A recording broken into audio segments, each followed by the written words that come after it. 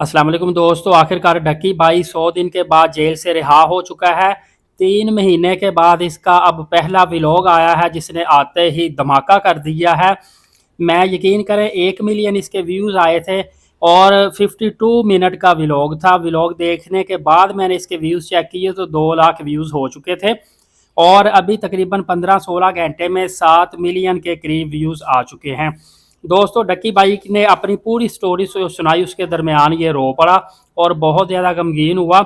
इसने सारा हमें बताया कि किस तरह से ये मलेशिया टूर के लिए जा रहा था। वहाँ पे एफआईए टीम ने इससे पूछा कि क्या तुम्हारे ऊपर कोई एफआईआर तो नहीं हुई, कोई केस तो नहीं बना हुआ।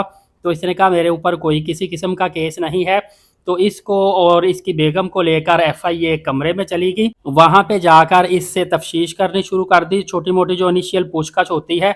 उसके बाद कहता है कि मैंने अपने भाई ज़िया को मैसेज कर दिया कि तुम फौरी तौर पर एयरपोर्ट पे वापस आ जाओ, कोई मसला हो सकता है। और वहाँ पे कहता मैंने कहा नॉर्मल सी बातचीत होगी, उसके बाद हम हो सकता है कि 2 दिन 3 दिन बाद दोबारा मलेशिया चले जाएं, अभी घर जाने देंगे, ये हमें मतलब ऑफलोड कर दिया होगा। लेकिन कहते हैं कि वहाँ पे एफआईए टीम आ गई और उन्होंने मुझे हथकड़ी लगा के हिरासत में ले लिया, जबकि मेरी बीवी को इजाज़त दे दी कि वो चाहे तो मलेशिया जा सकती है, लेकिन उसने घर जाने का इरादा किया। उसके बाद कहता है कि जैसे ही मैं एनसीसीआईए दफ्तर में पहुंचा हूँ, जहाँ पे मुझे सिक्योरिटी लेके चली गई, वहाँ पे इन्होंने इनिशियल तौर पर मुझसे तफ्तीश करनी शुरू कर दी और मैंने मुकम्मल तौर पर तावन किया। और मैंने जो 23 दिन इन्होंने मुझे रिमांड में रखा था, वो 23 मिनट के अंदर मैंने इनके साथ तावन करके मुकम्मल तफ्तीश ख़त्म कर दी थी, जिसमें इन्होंने मुझसे मोबाइल के पासवर्ड पूछे, जीमेल पासवर्ड पूछे, यूट्यूब चैनल के हवाले से सारा पूछा, आमदन कहाँ से आती वो पूछी।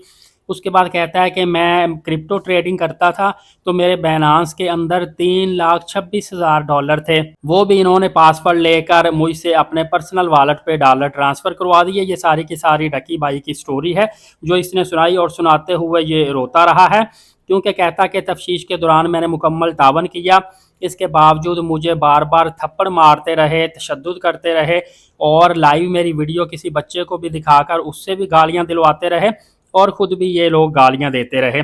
उसके बाद डक्की भाई का कहना है कि मुझे जुडिशल कर दिया गया और मुझे जेल में मुंतकिल कर दिया गया, जहाँ पे मेरा वक़्त बहुत सख्त तरीन गुजरा। फिर कहता है कि कुछ खुफिया इदारे के लोग जिनको पता चला कि डक्की भाई को ज़ेर हिरासत हमारा नाम इस्तेमाल करके लिया गया और इनसे 60 लाख रुपए रिश्वत भी तलब की गई। तो डक्की का कहना है कि उसके बाद जो ख़ास इदारे थे जिनका नाम इस्तेमाल किया गया, उन इदारे के जो कारकुन थे वो मुतहर्रक हुए। जिन जिन लोगों ने उस इदारे का नाम इस्तेमाल करते हुए डक्की भाई को हिरासत में लिया था और इससे तमाम के तमाम डॉलर हथियाए और रिश्वत ली थी, उनको फौरी तौर पर अरेस्ट कर लिया गया और उनके खिलाफ कार्रवाई शुरू कर दी गई। दोस्तों, इस सारी स्टोरी में एक चीज़ मुझे समझ आई है, एक तो बुरा वक्त इंसान पे लाजमी आना चाहिए ताकि उसे पता चले कि उसके आगे कौन खड़ा हुआ है और उसका साथ देने वाला कौन है और पीछे हट जाने वाला कौन है।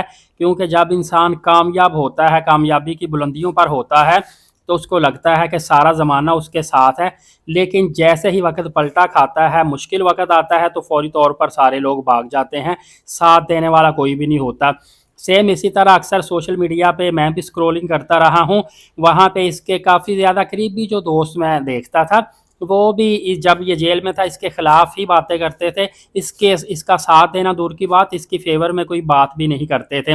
और जो चंद एक दो लोग मुझे सोशल मीडिया पे इसकी फेवर में नज़र आते थे, या जो लोग अदालत में लगता था कि डक्की भाई की अदालत में पेशी में साथ जा रहे हैं, वो सिर्फ अपनी व्यूवरशिप के लिए बाद में रील्स बना बना के सोशल मीडिया पे डालते थे कि देखो जी हम डक्की भाई का साथ दे रहे हैं, हालांकि इनफैक्ट ऐसा कुछ भी नहीं था। और ये बुरा वक़्त जो आता है ये हमें बताता है कि आपके साथ अल्लाह ताला की ज़ात के सिवा कोई भी खड़ा नहीं होता। ये सारे बिल्कुल आर्जी और कमज़ोर सहारे होते हैं जिनको हम समझते हैं कि ये बड़े मजबूत हैं और हमारे साथ खड़े हुए हैं। बहरहाल अल्लाह अल्लाह करके आफ्टर 100 डेज़ डक्की भाई अब रिहा होकर घर आ चुका है और 4-5 दिन आराम करने के बाद डक्की भाई ने एक व्लॉग बनाया है जिस पे इसने अपनी सारी की सारी सैड स्टोरी बयान की है और मैंने इसकी वैसे ही स्टोरी आपके सामने रख दी है। फर्दर अपडेट जानने के लिए एलीट साकिब यूट्यूब चैनल को सब्सक्राइब करके बेल नोटिफिकेशन को ऑल कर लें। नमाज कायम करें, नबी पाक सल्लल्लाहु अलैहि वसल्लम पे रोज़ाना कसरत से दुरूद पाक भेजा करें और कुरान पाक की तिलावत करते रहा करें। इजाज़त दे, शुक्रिया, जज़ाकल्लाह।